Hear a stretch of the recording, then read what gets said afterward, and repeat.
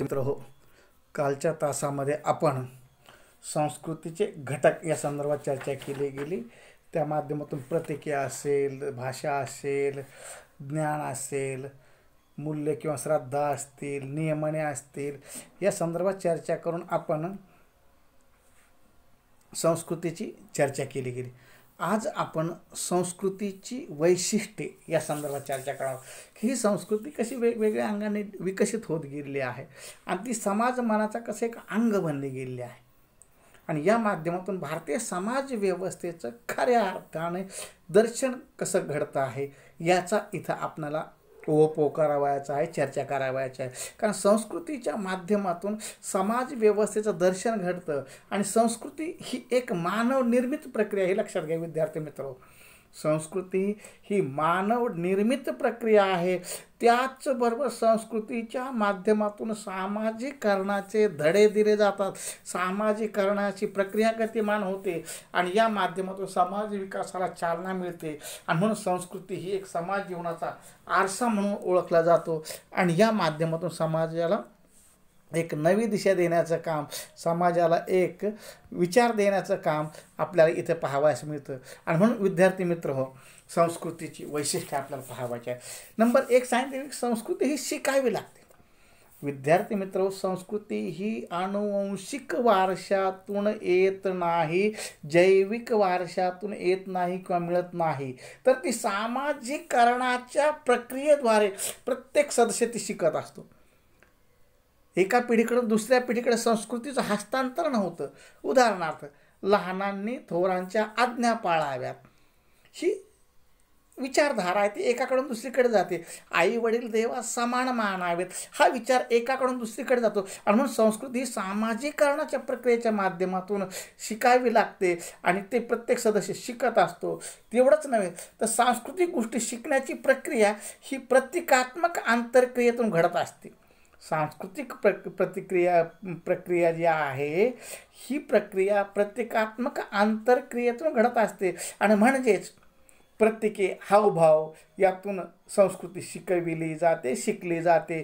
ती आपल्याला आनुवंशिकतेतून मिळत नाही, हे आपण लक्षात घेतलं गेलं पाहिजे. तर समाजात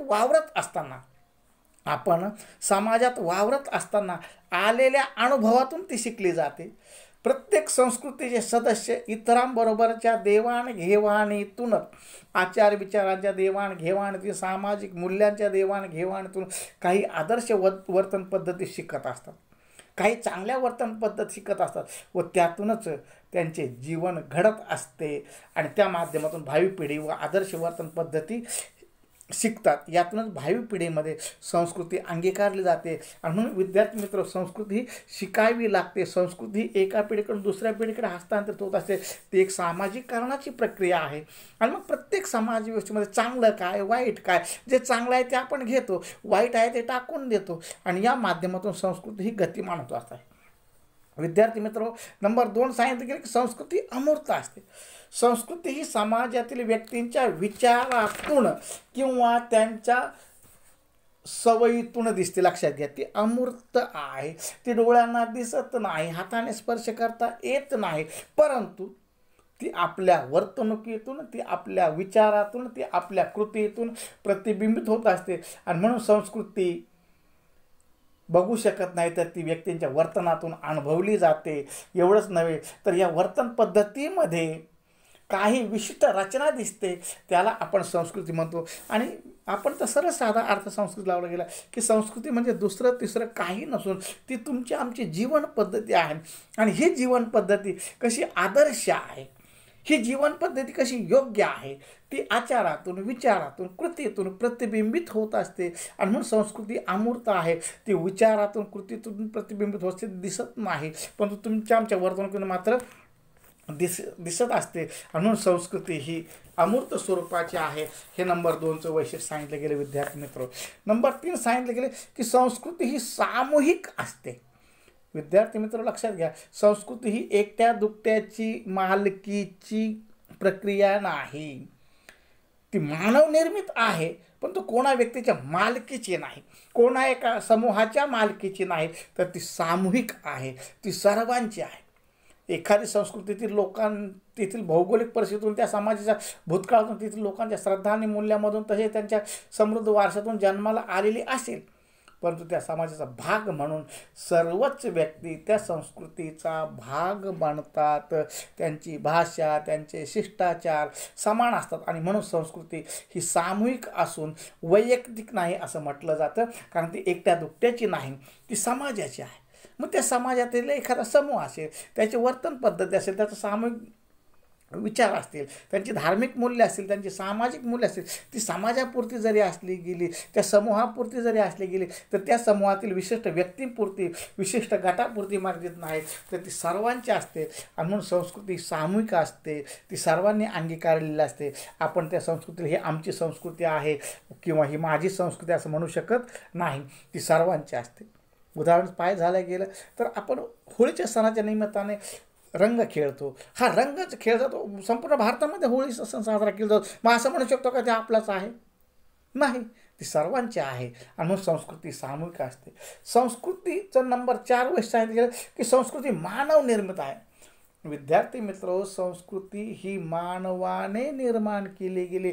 आपल्या जीवनाला स्थिरता प्राप्त व्हावी, आपल्या जीवनाला आकार प्राप्त व्हावा, थोडक्यात अलिखित नियमावलीच्या माध्यमातून आपलं जीवन गतिमान व्हावं, म्हणून संस्कृती मानवाने निर्माण केली गेली आणि त्याने आपल्या जीवन पद्धतीला एक आकार देण्याचा प्रयत्न केला गेला. आणि म्हणून सरळ म्हटलं जातं की संस्कृती ही मानव निर्मित तर आहे, पण ती तुमची आमची जीवन पद्धती आहे. कसं जगावं, कसं जगू नये, काय बोलावं, काय बोलू नये, काय खावं, काय खाऊ नये, कसं वागावं, कसं वागू नये, याचे धडे संस्कृतीमध्ये दिले जातात.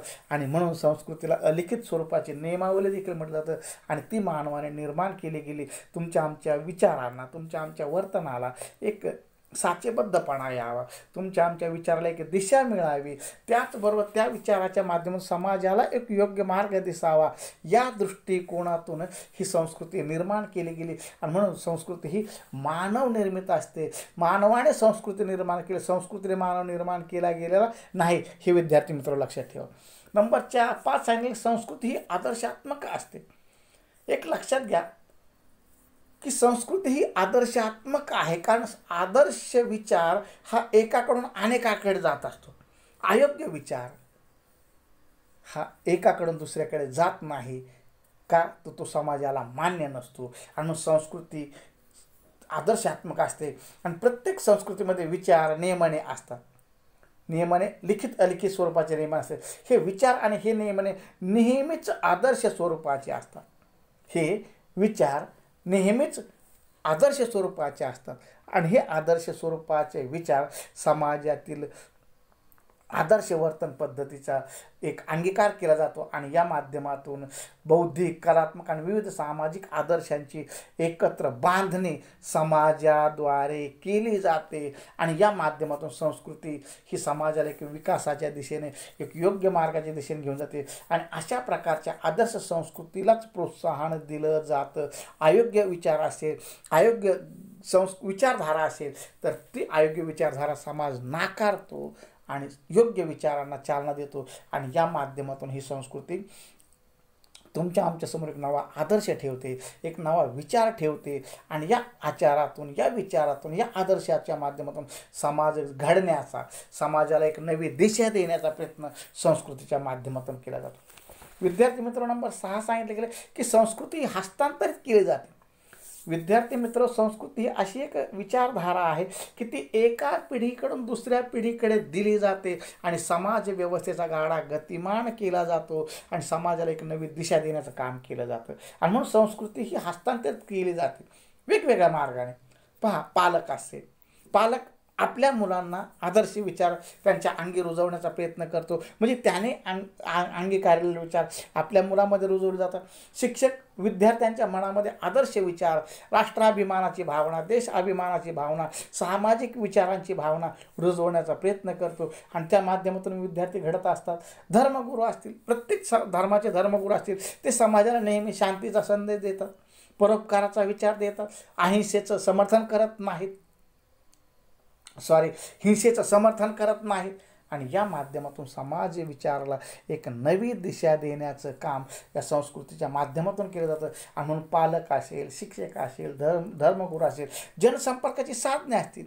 आज जनसंपर्क साधने आपण पाहिले गेलो, रेडिओ आहे, टी व्ही आहे, वेगवेगळे चॅनल आहे, वर्तमानपत्र आहे, साप्ताहिक आहे, नियतकालिका आहेत, त्रैमासिक आहे, अशी वेगवेगळी पुस्तकं आहेत. या वेगवेगळ्या माध्यमातून, या संपर्क माध्यमातून देखील समाज मनासमोर आदर्श वर्तन पद्धती रुजवण्याचा प्रयत्न केला जातो. एका पिढीकडून दुसऱ्या पिढीकडे ते हस्तांतरित करण्याचं काम केलं जातं. आणि या माध्यमातून समाजाला एक दिशा देण्याचं काम केलं जातं. याची परिणती समाज विकासाला चालना मिळते, समाज विकासाचा गाडा गतिमान होतो आणि समाजासमोर एक आदर्श विचार रुजवला जातो. म्हणून संस्कृती ही हस्तांतरित केली जाते आणि ही हस्तांतरित करत असताना समाज विकासाचा विचार प्रामुख्याने केला जातो.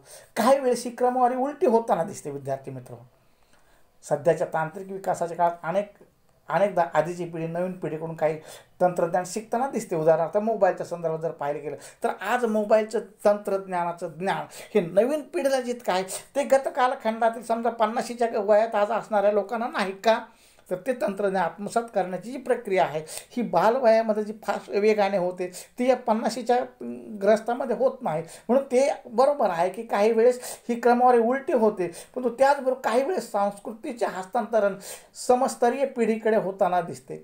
अनेकदा उदाहरण पाहिजे गेलं आपल्या समवयस्काकडून पेहरावाची पद्धती, राजकीय विचार इत्यादीची देवाणघेवाणीतून संस्कृतीचं हस्तांतरण होतं. एखादा पेहराव असेल तर तो चांगला वाटतो का, आपण त्याचं अनुकरण करतो. एवढंच नव्हे तर राजकीय विचार असतील, मग राजकीय विचार देखील आपल्या एखाद्या व्यक्ती चांगले वाटले घेतो, तो आपल्याकडे घेतो आणि ते आपण पुढे रुजवण्याचा प्रयत्न करतो. बहुतांश वेळेस हे हस्तांतरण कळत नकळत होत असते आणि या माध्यमातून हे संस्कृतीचं हस्तांतरण झालं गेलेलं पाहावं मिळतं. विद्यार्थी मित्र, त्यानंतरचा नंबर सांगितलं की संस्कृतीमध्ये सतत परिवर्तन होत असतं. संस्कृती ही बदलानुकूल प्रक्रिया आहे, बदल स्वीकारणारी प्रक्रिया आहे आणि हा बदल काळानुसार घडताना आपल्याला पाहावास मिळतो. उदाहरणार्थ श्रद्धा असतील, परंपरा असतील, रूढी असतील, या काळानुरूप मागे टाकले जातात व नवीन श्रद्धा, नवीन परंपरा, नवीन रूढी या पद्धती अंगीकारल्या जातात. भाषा व शिष्टाचार यात बदल होताना दिसतात. उदाहरणार्थ आज व्हॉट्सअपवरून संदेश द्यायला लागल्यापासून इंग्रजी भाषेमध्ये खूप बदल होताना दिसत आहेत. तसेच मोबाईलच्या वापरामुळे पूर्वांपार चालत आलेल्या संवादासंबंधित शिष्टाचारात बदल होताना दिसत आहेत.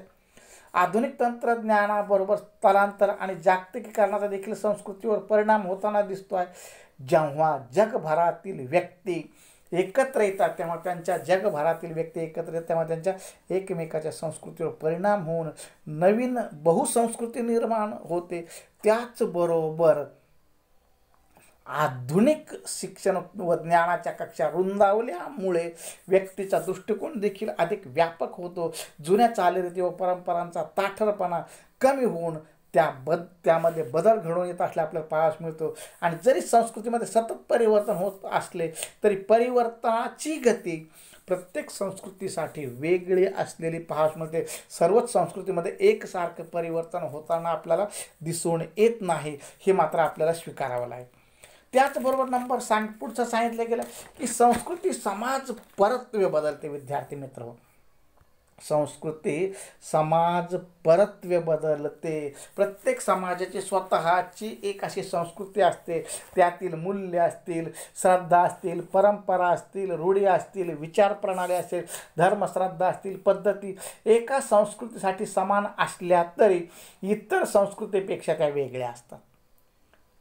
मग ते खानपान असेल, बोलण्याची पद्धत असेल, शिष्टाचार असेल, स्वागत पद्धती असेल, पोशाखाच्या पद्धती असेल, या त्या सामाजिक परिस्थितीतून बदलत असतात आणि तो आम्ही स्वीकार करत असतो.